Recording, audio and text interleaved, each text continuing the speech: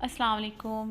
میں آئی ہوں اپنے ناول تیرے عشق کے ساتھ، اور قسط ہے 14، اور میں ہوں آپ کی رائٹر نور آصف۔ سب سے پہلے ہمیشہ کی طرح بولوں گی کہ چینل ضرور سبسکرائب کر دیں۔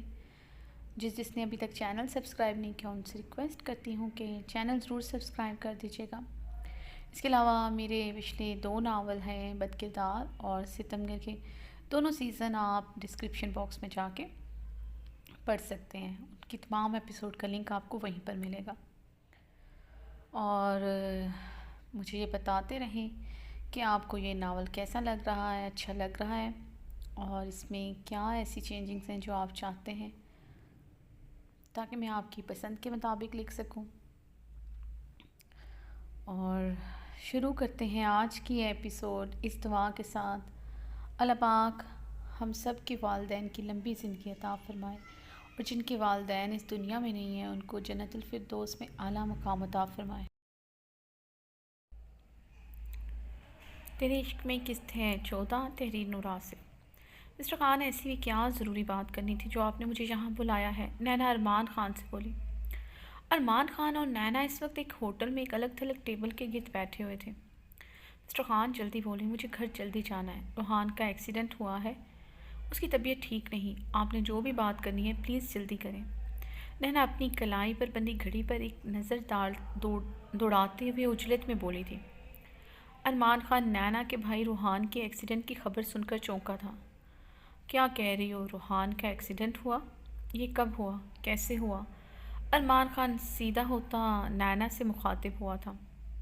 پتہ نہیں، کوئی ایڈیٹ تھا جس کی گاڑی سے روحان کا ایکسیڈنٹ ہوا۔ روحان اس وقت صبح کی واک کرنے گیا تھا، واپسی پر اس کی ٹانگ اور بازو پر فریکچر تھا۔ کیوں، کیا ہوا؟ آپ کیوں پوچھ رہے ہیں؟ نینا نے سوالیہ نگاہوں سے ارمان خان کو دیکھا۔ اصل میں نینا، مجھے اسی سلسلے میں تم سے بات کرنی ہے۔ ارمان خان سنجیدہ ہوا تھا۔ جی کہیں۔ نینا ارمان خان کے سنجیدہ چہرے کو دیکھ کر حیران ہوئی تھی۔ نینا، اصل میں چودھری غفار کا ہاتھ ہے روحان کے ایکسیڈنٹ میں۔ ارمان خان کے بتانے پر نینا چلائی تھی۔ کیا کہہ رہے ہیں مسٹر خان آپ؟ کام ڈاؤن نینا، میری بہت کوششوں کے باوجود حالات میرے قابو میں نہیں رہے۔ کل فراز چودھری اور اس کے دوست میرے ہاتھوں سے نکل گئے تھے۔ چودھری غفار کے ہاتھ بہت لمبے ہیں، وہ تمہیں پہچان چکے ہیں، تمہارے بارے میں سب معلومات رکھتے ہیں۔ وہ تو شکر ہے انہوں نے روحان کو زیادہ نقصان نہیں پہنچایا، ورنہ وہ کچھ بھی کر سکتے ہیں۔ ارمان خان کی باتوں پر نینا بے حد پریشان ہوئی تھی۔ مسٹر خان، میں چودھری غفار کی کمپلین کروں گی، میں FIR کٹواؤں گی اس کے خلاف۔ نینا نے اپنی مٹھیاں بھینچی تھیں۔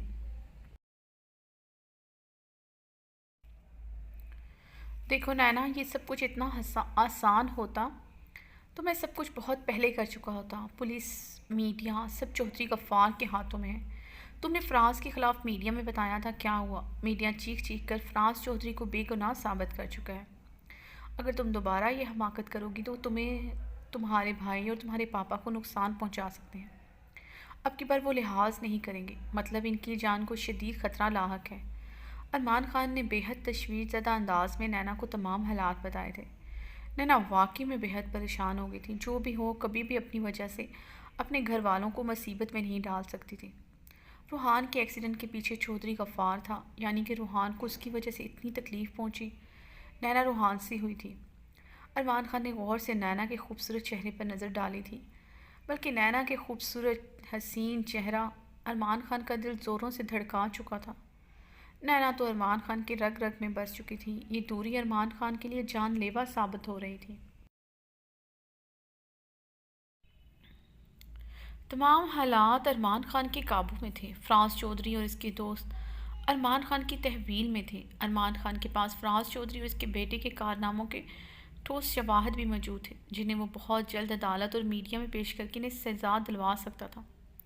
وہ صرف اس لیے رکا تھا، اس سے پہلے وہ نینا کو اپنا بنانا چاہتا تھا، کیونکہ نینا کا پاگل پن وہ مزید برداشت نہیں کر سکتا تھا۔ جان سے بھی زیادہ عزیز تھی وہ اسے، اس پر اپنا مکمل حق چاہتا تھا، اس سے نکاح کرنا چاہتا تھا۔ روحان کے ایکسیڈنٹ سے متعلق بھی ارمان خان نے من گھڑت کہانی بنائی تھی۔ جیسے ہی نینا سے روحان کے ایکسیڈنٹ کا پتہ چلا تو ارمان خان کے ذہن میں آئیڈیا آیا تھا، وہی جو وہ آج نینا سے کہنے آیا تھا، اور روحان کے ایکسیڈنٹ نے ارمان خان کا کام اور آسان کر دیا تھا۔ دیکھو نینا، میں تمہیں پروٹیکٹ کرنا چاہتا ہوں، بلکہ میرے لیے بہت آسان ہے، مگر اس کے لیے تمہارے اور میرے رشتے کا کوئی نام ہونا چاہیے۔ چودھری غفار اسی صورت پیچھے ہٹے گا جب تمہارا نام میرے نام کے ساتھ جڑے گا۔ ارمان خان غور سے نینا کے چہرے کو دیکھتے ہوئے بولا تو نینا نے ناسمجھی سے ارمان خان کو دیکھا تھا۔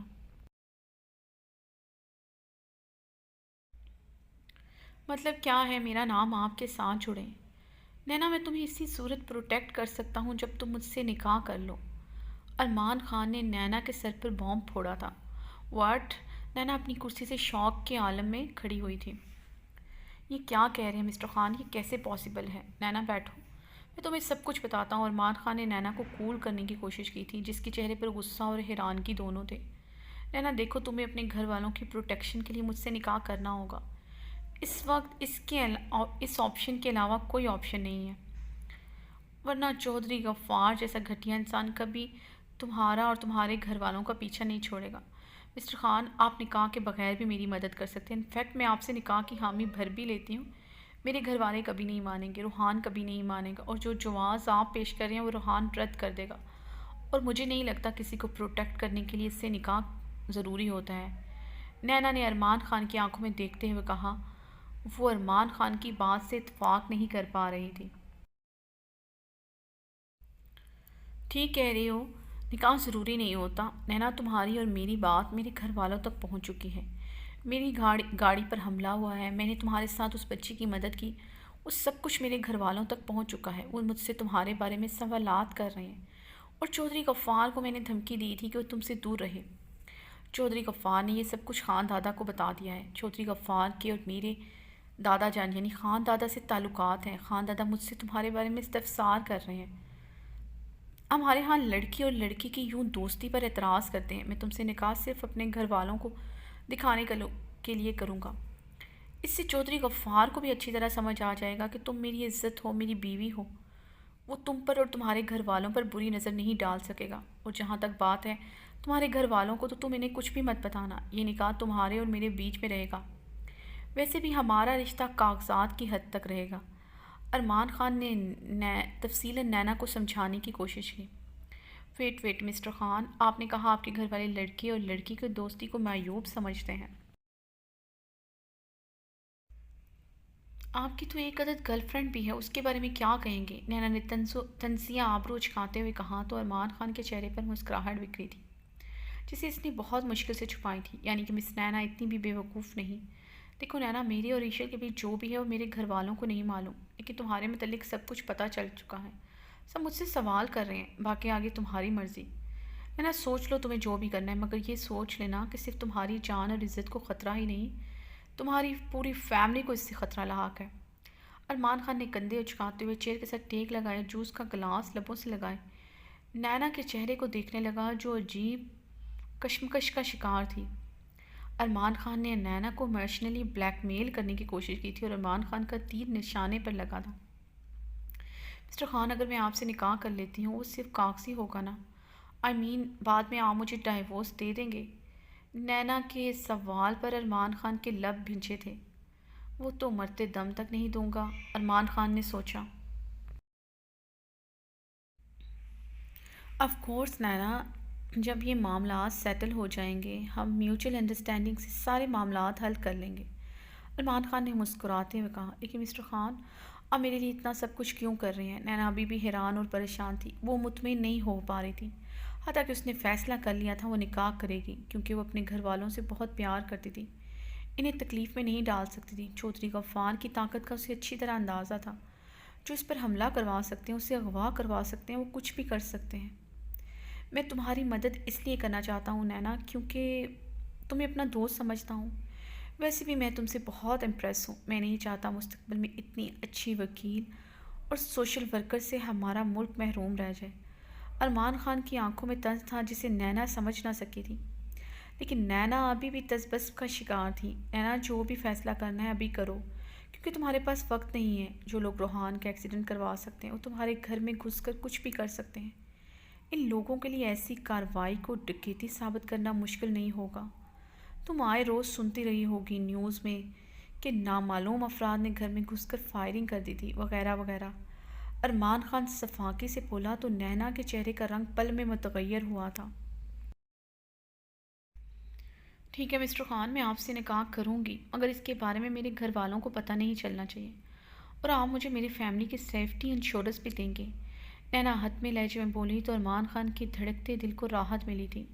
چہرہ بے انتہا چمکا تھا۔ بالکل نینا، ادھر تمہارا اور میرا نکاح ہوگا، ادھر چودھری غفار اور اس کا بیٹا عدالت کی کسٹڈی میں ہوں گے۔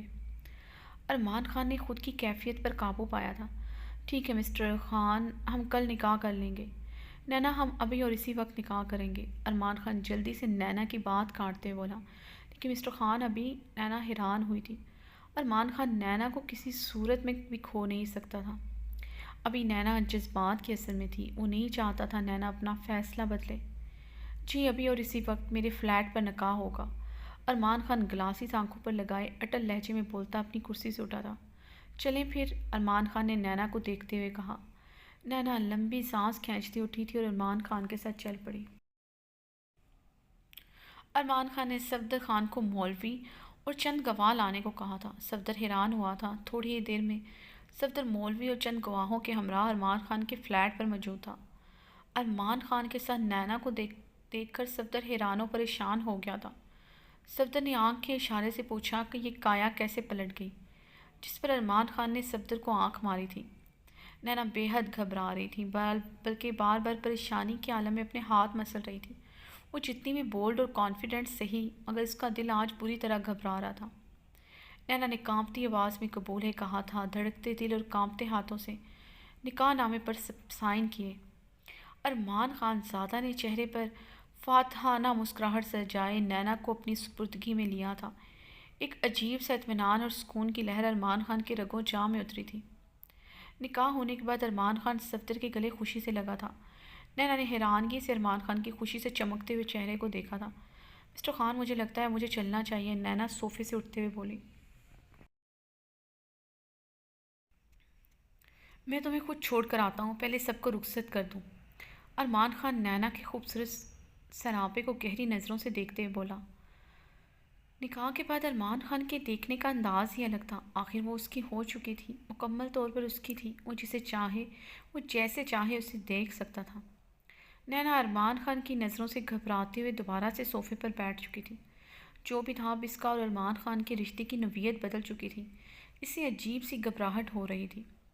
ارمان خان صفدر کو اور باقی سب کو رخصت کر کے آیا تو نینا ارمان خان کو دیکھتے ہوئے اپنی جگہ سے اٹھ کر ارمان خان کے مقابل ہوئی۔ مسٹر خان، مجھے بہت لیٹ ہو گیا ہے، پاپا کی کال آ رہی ہے، مجھے چلنا چاہیے۔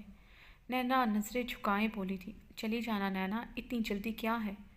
ارمان خان نینا کی طرف بڑھا۔ نینا گھبراتے ہوئے پیچھے کی طرف قدم اٹھانے لگی۔ ارمان خان نینا کو گہری نظروں سے دیکھتے ہوئے اس کی طرف بڑھ رہا تھا اور نینا اپنے قدم پیچھے کو بڑھا رہی تھی۔ نینا دیوار کے ساتھ جا لگی تھی۔ ارمان خان نے نینا کے گرد دیوار کے ساتھ اپنے ہاتھ پن کیے تھے۔ کیا کہہ رہی تھی اس دن؟ میرے اندر بہت ہوس پل رہی ہے اور میں اندر تم پر ٹوٹ پڑا تھا، تمہیں نوچا تھا، ارمان خان سرد آواز میں بولا تو نینا نے اپنی ہیزل آنکھیں پھاڑ کر ارمان خان کو دیکھا تھا۔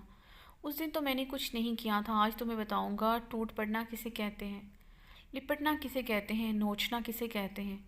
ارمان خان نے نینا کے ہونٹوں پر انگوٹھا پھیرا تھا۔ ارمان خان نے بہت بری طرح اپنے انگوٹھے سے نینا کے ہونٹ مسلے تھے کہ ہونٹ سرخ ہوئے تھے۔ ابھی تو میں نے کچھ کیا ہی نہیں، تمہارے ہونٹ سرخ پڑ گئے۔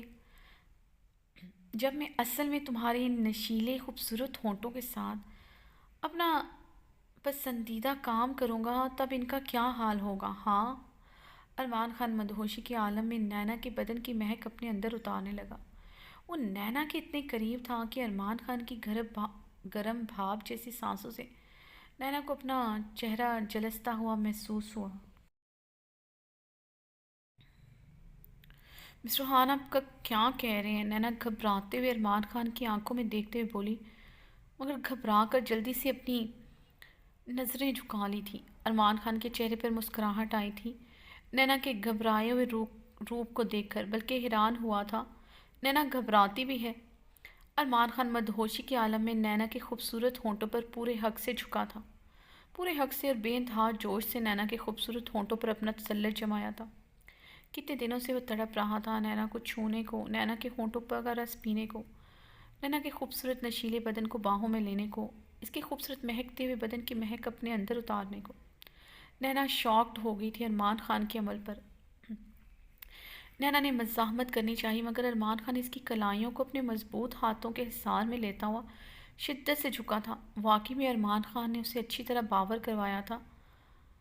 لوٹنا کسے کہتے ہیں، نوچنا لپٹنا کسے کہتے ہیں۔ ارمان خان اتنی شدت سے اس کے ہونٹوں پر جھکا اور اس کی سانسیں اپنے اندر انڈیل رہا تھا کہ نینا کی آنکھوں سے آنسو جاری ہو گئے تھے، ہونٹوں پر شدید جلن ہونے لگی تھی، مگر ارمان خان کوئی بھی رحم کھانے کے موڈ میں نہیں تھا۔